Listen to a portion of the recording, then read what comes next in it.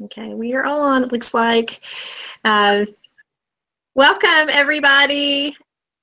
It's looks like we're still waiting for some viewers here. It's probably going to take us a minute. I don't know if you two can see in the bottom right, there's a count for viewers. There we go. Hello. Welcome back to our alumni webcast. We're going to wait just a couple of minutes to make sure that everybody is able to join us. So it looks like some folks are hopping online very quickly. Everybody, sorry. It's looks like we're still waiting for some viewers here. It's probably going to take us a minute. I had to mute my laptop. Sorry, friends. I thought it was muted already. As you might imagine, I am testing myself, have another laptop going with the YouTube feed just to make sure all is well for you. So we will wait just another second. It looks like folks are joining rapidly.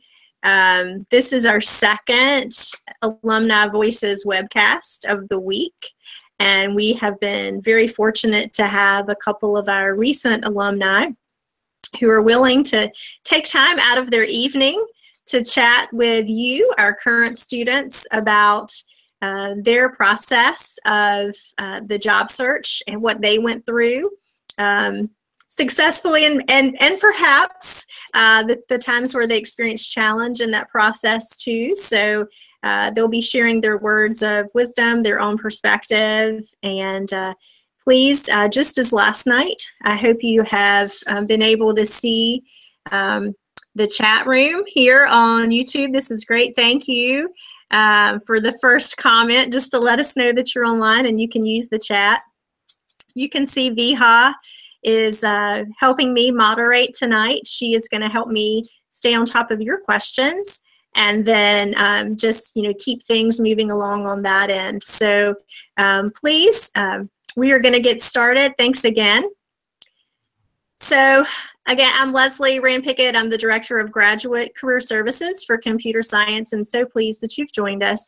I have with us tonight Ms. Shivani Sharma, and she is one of our recent alumni who is now gainfully employed. We're so excited to hear about her experience, and I am going to turn it over to Shivani. Thank you, Leslie. So I just graduated last December in 2015. And after that, I've been working with Facebook starting March this year. And it has been a wonderful experience. And I'm glad Leslie is organizing this webinar. And it would be really awesome if I would be able to help you guys. At Facebook, let me give a brief intro of my work as well. At Facebook, I'm working with a marketplace team. So my team is mostly product. It's called a product team. So it's not an infra team. It solely focuses on the marketplace product, and it's a full stack role that I'm doing there. Yeah. Over to you, Leslie.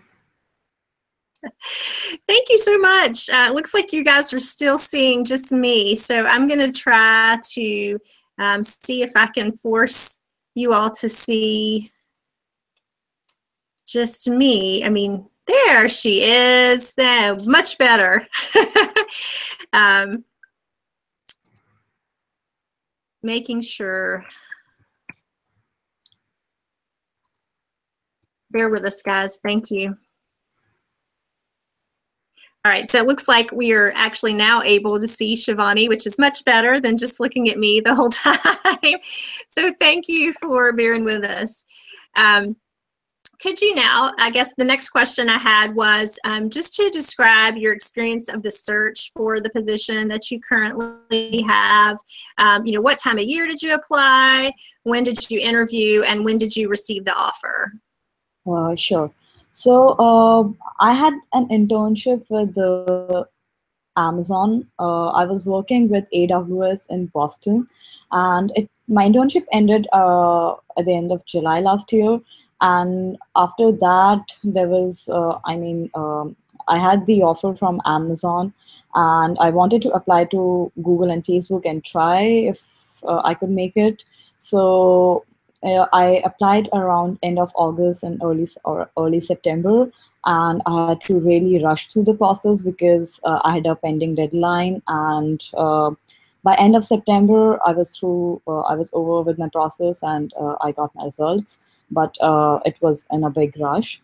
But I would say, in general, fall semester is much better time to apply for various companies, because I personally observed that headcounts are more open in the fall semester compared to the spring semester. I had some of my friends who graduated in spring, but even they faced the same thing. They had better job opportunities in fall.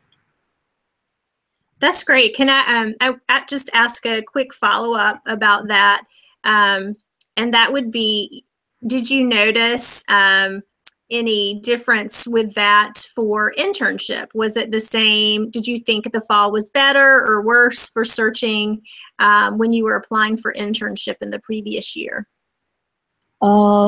So for my internship, I applied online, and after that, it was online round and a telephonic round. Uh, for for this position with Facebook, I actually contacted my friends who interned here at Facebook, and they forwarded me a contact of a university recruiter. So they're actually, I mean, some of the big companies, they actually have a designated recruiter which works with different universities. So like Facebook had an NC State recruiter, and my friends were able to forward me her details. And I mean, I had applied online as well, but then since I really wanted a process to go through really fast, I contacted her directly, and I told her about my situation. For internship, I believe there was more time for me. So, I mean, I was just casually applying online. I wasn't in a big rush, but it was a little different for the full-time offer. Also, full-time takes a lot of time to get done with the process. There's on-site involved. Generally, with internship, it's just a telephonic interview. So you really have to keep that buffer with full-time positions. Great. Thank you so much. That is always really helpful, I think, just to hear what your real experience was. I think I give recommendations to students a lot of times and about timing, and so it's great to hear what somebody else actually experienced. One more thing I would like to add, Leslie, I forgot. I mean, the time between I had this pending internship offer, and I had to like go through the process and accept the offer. There was a couple of times I had to extend my internship PTO deadline because earlier it was 2 weeks for me, and so there was some negotiations that needed to be done with the recruiter. And I think many students do face this problem, and instead of like making up random reasons and not being truthful, it's just fine to say that you are actually interviewing with other companies, and you want to make a sound decision, and that's why you want to take time. I mean, I've never heard of a position being resigned just because you delayed accepting the offer. They won't do so before even telling you. So it's totally fine to be honest with the recruiter and say you are looking for more position and you to think about it. So I was able to extend my deadline twice for my PPO offer. Thank you. That is really great to hear. I really think that the students need to hear that. I think there's a lot of anxiety a lot of times about asking for more time, for sure. So, thank you certainly for that perspective. I did want to, mention to you guys too that that's something that I really am happy to help with as you are navigating that process. That you may have some concerns about how to handle that situation. So I am certainly really happy to help with that. And it looks like, hang on one second, Shivani, I want to make sure that I get you Somehow you got muted there. This is the second time we've done it, and I had no problems last night, and tonight I'm having some technical difficulties.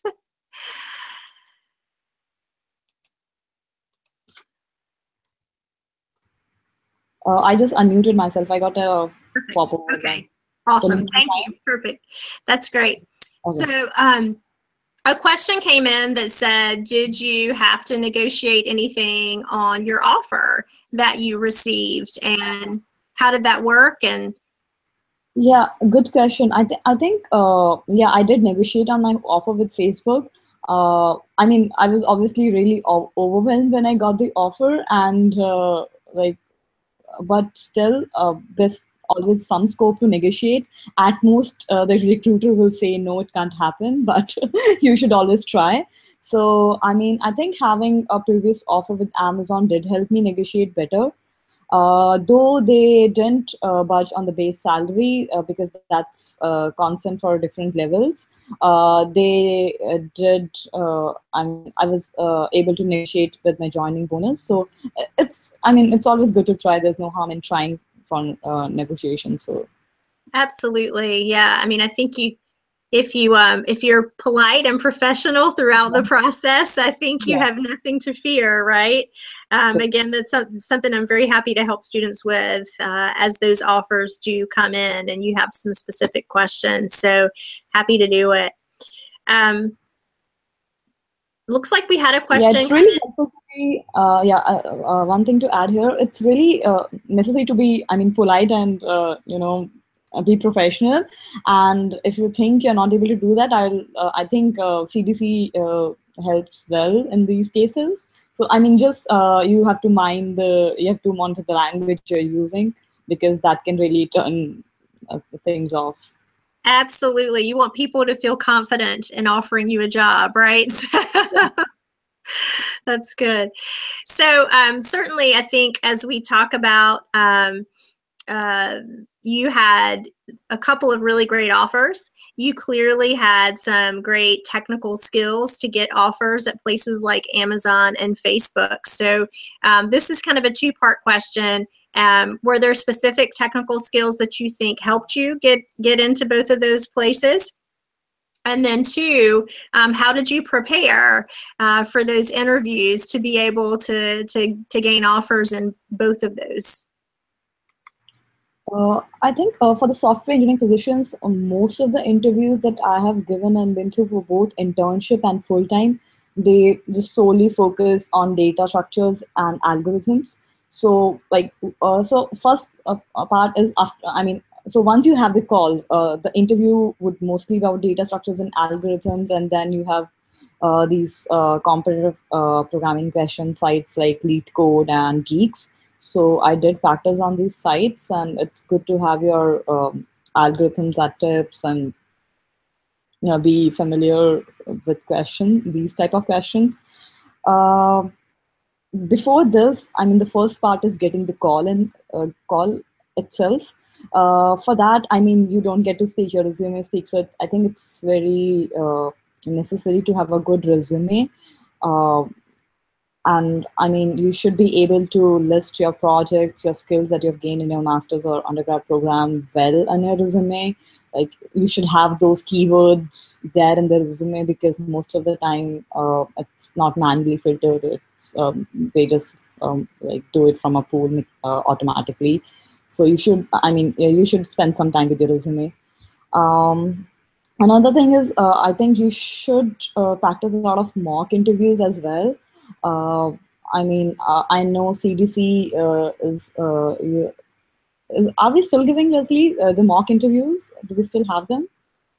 Yes, definitely. So actually, this week, we're starting our ones that we do with employers. I don't know if you remember, I did like a couple of rounds with actual employer volunteers, and then we started doing the small groups afterwards. So I'm doing both again, actually. So there are great opportunities to Yeah, practice. they are indeed great opportunities. And I mean, even if you don't have anything scheduled officially, you can just ask your friends to do a mock for you.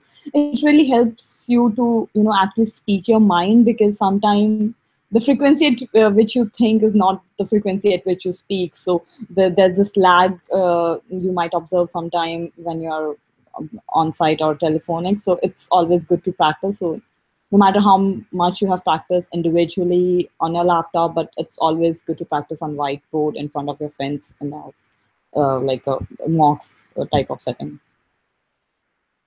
That's great. That's wonderful. And I want to make sure, did you think there was anything in particular that got you noticed by companies like Amazon or Facebook? Did you feel like there was anything that they really focused in on in your profile or on your resume? I mean, one thing to get my resume filtered, I think two things that might have helped me, like you can't be really sure about these things, but one thing is I did have some work experience before starting with my masters. So you should be able to highlight it well. I mean, the time, if I mean, it's not any disadvantage if you don't have one, but if you have one, then be sure you highlight it properly, and be sure what skills you gained with that experience. Second, I think, especially for, I mean, very particular to Facebook, I think they actually try to judge how passionate how passionate you are about the field. So, I mean, I did attend bunch of hackathons while at NC State. I never did it for like interviews, like, or I mean, if I didn't have any job search in mind, but it was just a very fun and a good learning experience to be. So if you really enjoy what you're doing, and if you're able to highlight that, I think it really counts. So I mean, don't go to hackathons because it will help in your job search, obviously, but then it's a very good experience, and you're actually able to build something in 24 hours. So perhaps we can, I mean, there are a lot of hackathons. NLH organizes a lot of them, and most of the time, transportation is free. There's free food. There's free swag. So just go for them, and don't have that search in mind. It's just about pursuing your passion. It used to get me excited all the time. That's great. That's awesome. Yeah, I mean, you guys are studying these challenging topics for a reason. You do enjoy solving the problems and creating new solutions. So it's definitely a great environment for that. So, one of the questions that came in is about extending the offer, and, what was the timeline? How long were you able to extend yours? I certainly can offer some greater perspective on that too after we hear from you. But if you could just share, how long were you able to ask them to wait? Yeah, so I got my Amazon offer on 30th of July, and I had 2 weeks to accept that offer initially. And I was able to extend that offer overall till end of September, so almost 1.5 months. And I think I asked for extension twice. So first time I was a little hesitant, and just outrightly saying that I'm interviewing with other companies. So I just said I need more time. I need to decide well and see if it really aligns with what I studied and what I really want to do. So I'll take time, and recruiter was totally okay with that. And I mean, after that extension, when I needed to extend for the second time, I actually frankly said that I'm interviewing for a couple of companies, and their results would be out by this time. And I really want to make a sound decision. And like once I sign, I really mean to. So just give me a couple of more weeks. And they agreed. They definitely agreed. So a problem, you should always ask. I mean, obviously there are some cons to that. I was told that returning interns are given more preference in team selection, and if I delay that, I might not get the team I want. Though, I mean, Amazon doesn't give you team in advance, but still I would have more options if I would have decided earlier. Right. But then Amazon is a pretty big company. I'm sure even if I go to Amazon, there would be plenty of teams to choose from, even at the end of September. Sure. So, yeah. Yeah, that's great. I have definitely heard of that kind of thing as well, where, there may be some kind of negative consequence of what, with that waiting. But it's certainly understandable from the business side too. I mean, they have to move forward with candidates, and so those slots are going to go. That's just the way it works. But yeah, I'm really glad to hear you were successful in asking for that. And I think your approach was really fantastic. So I do think, working with the company to determine a timeline of how long is kind of the right way to go about it too. If you've got, it sounds like you had an idea in mind of how long this is going to take. And you could go back to them and say, I expect to hear back from this other place by X date. And that's helpful to the other company who's waiting to know, there is an end in sight here. It's not going to go on forever. And also that you said, I am going to be fully committed to the position once I make the decision. I think that's important and reassuring.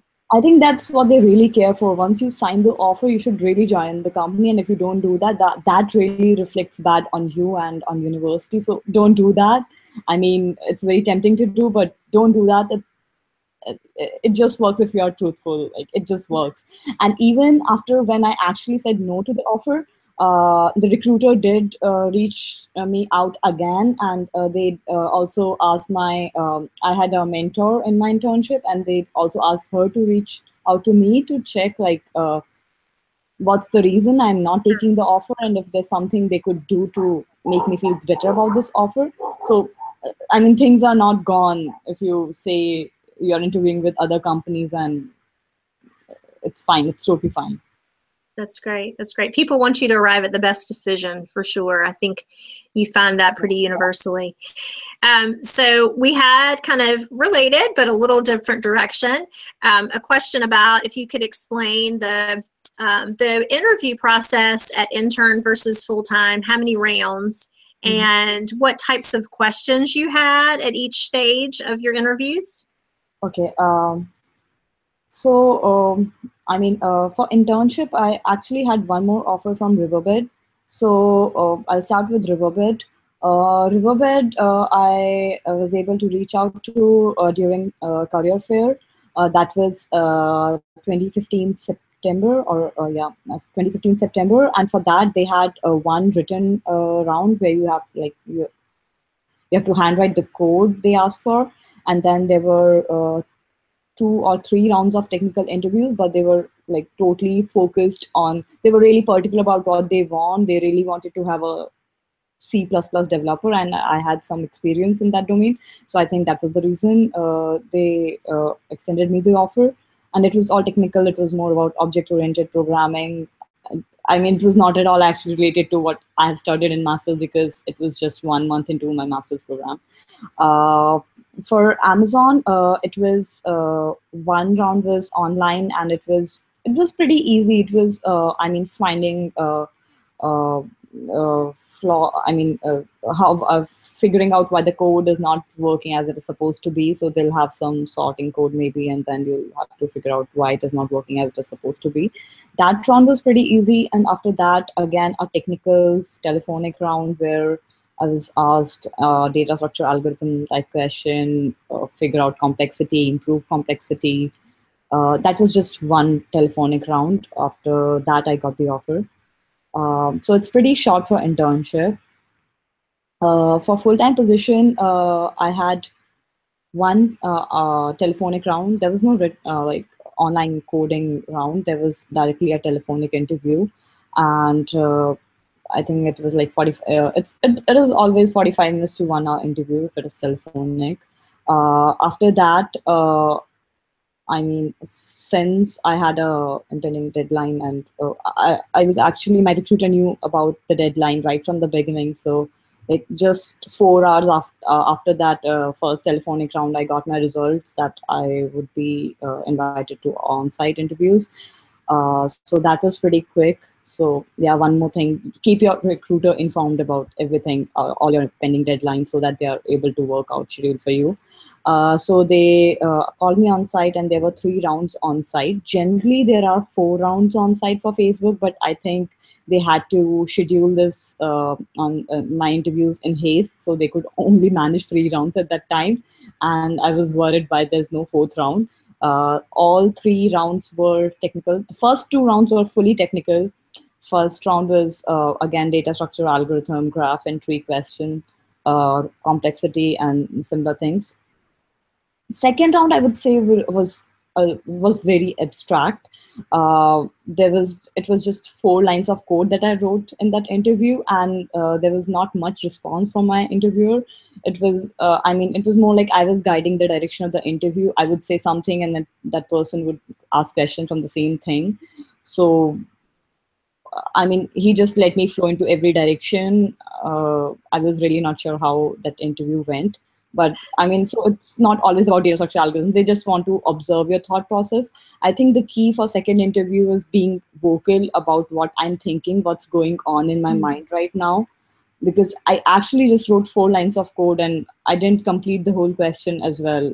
I just kept talking. I was just spontaneously making some algorithm, and that was like totally in my thoughts, and I never would have expected the interviewer to say code it, but he did. So I was actually not able to do that. It was more theoretical. Sure. But yeah, it was very abstract, the second one. The third one was a manager taking that interview. For the first half, he asked me a lot of questions about my internship project. And I think if you have really done your internship properly, then you should be able to answer all the questions about the problems I faced, and how I solved them. So if you really work well in the internship, you would not have to make up answers for them. You would really have some problems. You would really have some issues with the team. And there would be instances when you thought about how to solve them. For example, for me, my internship project was not properly scoped out. When we started, what we were building was totally different from what my mentor thought, which was totally different from what my manager thought. And like a team was not at all synchronized on what is supposed to be done in the internship. So I and the other intern, we actually had to get the whole team together and scope that project out. So I think that was the biggest challenge. So you would have challenges like this if you are really through your internship properly. So yeah, do your internship well. People will ask about it when you're interviewing for your full-time offer, because that's the closest industry experience that you would have got that time. So do your internship. Sure. Yep, and after those 3 rounds, so since there were just 3 and I expect to be 4, and yes, there was a 4th round, so I came back and I came back to Raleigh, and then they said there would be one more telephonic round, and there it was another telephonic round, 4th one. That's quite a process, really tough. Lots of things have to come together for you to get a job offer when there's that many rounds involved. So, but you made it through the process. So that's amazing. Congratulations for sure. With just making it through that, that it was a marathon, I guess. Yeah. So one person asked about, as you are a professional now within a company, and certainly as maybe you observed in your intern site, how flexible do you think people might be in their careers within some of these technical companies? Say, for example, if they enter a company in a software engineering role, could they then transition into something like data science? Would that be possible for them to do later? So, what are your thoughts on that? Yeah, I think it really depends on the company you're entering. So I know, like Facebook is pretty flexible in changing your roles. So if you don't like your work, you just don't like your work. You shouldn't be there in that team for a week longer. So it's really flexible here. But I would say in Amazon, for example, even if I want to switch my teams, it take almost like 1 year to switch my role. And I mean, it kind of makes sense also because once you join a team, I mean, to be actually productive in the team, it takes around 5 months at least to know the process. I mean, no matter how much experience you have had, no matter how good you are, it's just the new processes that are new to the team in particular, that are new to the company. So I think that's why it's more like 1 year at least a company give before you switch your teams. So I know that's the case with, I think, Amazon and Google. But it could be a little inflexible with other companies. And I think this is a very good question to ask in your interview or with the recruiter before you even sign the offer. I know it's pretty exciting once you get the offer and you just got a job. There's a whole lot of pressure that got removed. But then these are really good questions to ask before signing the offer, before actually signing the offer. And these, these reasons could be pushed forward to, negotiate and buy some more time with the company. You can say, that you don't know much about the team, so you need more time. So yeah, I think that should be clarified at the time of interview with the company. How likely is what's an average time for a person to switch role or switch teams? Great. Yeah, that's kind of like a company culture question in a lot of ways. It sounds like things are pretty fluid at a place like Facebook, and that's part of the culture of who they are as an organization. So yeah, that's definitely something to ask people about their experiences. Have you been on other teams since you've been at that organization? You want to get some examples of that. Yeah. Not just is it theoretically possible, but does it actually happen within the organization too? So. Yes, and this should be definitely clarified. I mean, most of these big giants like Amazon, they hire for a common pool, and then they try to match your interests with the best possible effort. But sometimes you do get hired for a specific team and for a specific role. So you should actually clarify if this position is particular to the team or it's a general hiring. Absolutely, absolutely. So you mentioned tonight hackathons for sure and how much you enjoyed them. Diksha mentioned them as well. She clearly did. We also had a current student panel today that we had on campus that is some of our second year students this year. And they talked about hackathons too. So everybody is loving this. And we had a question that came in via YouTube tonight that said, where can we find out about them? How did you hear about those? Because it seems like such a common thing. So all the hackathons that we went to were mostly organized by this organization called Major League Hacking, MLH. So they actually have hackathons in our nearby universities like UNC, Duke, NC State also. I think they have Diamond Hack, and it would be awesome if you guys can organize like one good hackathon at NC State as well. So yeah, just sign up for MLH, and they would make sure you know about them all. They'll send emails, and you will know it. So just go to all hackathons that you could, and don't focus on doing it for the job purpose. Just do it for fun. Go for free food and free t-shirts. I used to collect free stuff before I even start coding, before I even open my laptop. That's great. That's great. Yeah, I think sometimes companies will sponsor them too. I know LexisNexis has done one the last couple of years. We've had like some capture the flag type security challenge type things that so some of them are sponsored within the department too. So in those cases, for sure, if they're an e-partner in computer science, or if it's actually sponsored by a part of the department or a student org affiliated with computer science, you guys will get an email about that in the weekly blast that Ken Tate sends out. That will be part of the announcement, but certainly we're not going to know about all of them. So Shivani's recommendation about the Major League Hacking, that's fantastic. So thank you for that. That's another great resource. And Viha just mentioned to the group via chat, thank you, that Diamond Hacks the registration is open now. So look for that. They had pretty awesome food last year. So it's the end of this month. So definitely look out for that for sure. Question back to you about when did you apply for the Amazon internship? We probably have some first-year students who would love to work at Amazon who want to know the best time. I think I applied. Before fall semester, I did have an offer. I think around October or November, I would have applied. Okay. Okay. So you applied pretty early in the fall semester then. Yes. A lot of students today during our panel, they had some hesitation about applying early because they didn't feel confident in their skills. Like maybe they're coming straight from undergrad, which, you know, it sounds like you had some experience that would maybe give you a little more confidence.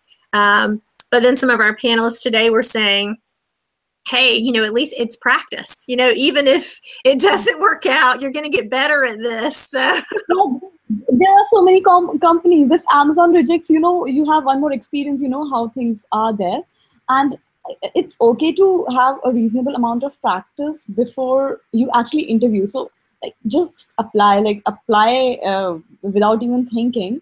But before scheduling an interview, it's perfectly okay to take a couple of weeks, because then you have a definite timeline to schedule your studies and work accordingly. So Sure. yeah, if there are no midterms or end terms or any project deadline coming, just apply and schedule your interview. Yeah.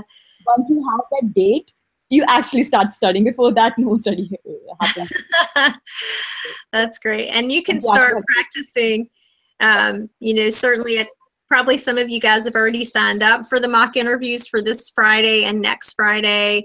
As I mentioned earlier, I will be doing the small group practice sessions just like we did last year as well. So those will be more very structured opportunities for you to practice, but you can certainly get together with friends anytime as well. Yeah, I would definitely say don't wait to apply, just apply. And I mean, if you actually get the call, then you would have plenty of time to schedule the interview and practice. But don't hesitate to apply, because I think by the time you actually feel confident in applying, most of the positions are gone. So don't think twice before applying. Take your time when you actually get the interview scheduled, but just apply everywhere. That's great. That's great. So we had a couple more questions come in, and we're getting kind of close to the end of our time, so I want to make sure I get the student questions asked. One says, that they certainly understand LEET code is great for practicing problems. Are there other study resources that you read in order to crack those questions? I think I just went to LEET code and Geeks for Geeks. That was most of it. And also, I mean, besides data structures and algorithms, you should really know what's there in your resume. So don't build up fake stories, don't build up fake projects, just write what you have actually done.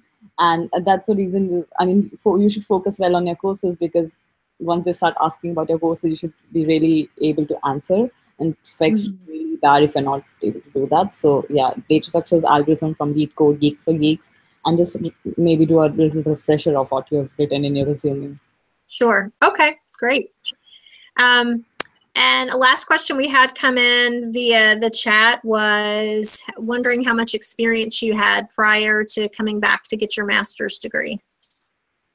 I had 2 years of experience before coming from a master's, which was across 2 companies. So it was 1.5 in one and like 5 to 6 months in the other one. Great. Okay, so I have another question for you, and that is, you know, is there anything that has not been said tonight that you really want to make sure that, you know, when you're thinking about what advice can I give to the current students to, you know, help them in this process of job searching and internship searching? Is there any advice that you would give to everybody that has not been said thus far? So, I mean, we know that most of the software engineering interviews are there about data structures and algorithms, and it's Geek for Geek and LEET code that you should be practicing. But I would say don't ignore your courses, don't ignore the program that you're actually in. like do your assignments and projects properly, spend time in them, really work in them. Even if it's a group project, make sure you have a good contribution to that group project, because I mean, it's not a direct effect maybe, but it's an indirect effect. It helps you build your confidence. It helps you, structure your thought process. It helps you, meeting deadlines. These things are really required. So I know it takes a lot of time to invest in and practice on Geeks and Lead Code, but do choose your courses wisely and do work on your projects and assignments sincerely. That's great. I think, you'd follow in the advice that whatever you're doing now, do it well, right? And that gets you to that next step. Whenever you do your current thing well, if you're good, you do well in grad school, then you get that, that good next internship. You get that do a good job there. You get a good full-time offer. So you have to start where you are, right? And do it all well to move to the next level. Yeah, it's just a secondary process. Your primary process is your master's program. Concentrate on it well, and whenever you have time for exams and project, I mean, just keep applying on the side. And I mean, I know it can get pretty overwhelming if you get a couple of rejections in the beginning. I mean, it's okay. It's just a secondary thing that you are doing. The primary thing is the program that you're in, and you should be doing well there. That's great. Good advice. Okay, to not get offers for a while. Eventually, I think everyone trickles down to where they deserve. I've observed like many of my really good friends who are really intelligent. They're so good, not getting offers in the beginning, but I think eventually everything just gets settled down. So yes. Don't be worried. Just apply and it's fine.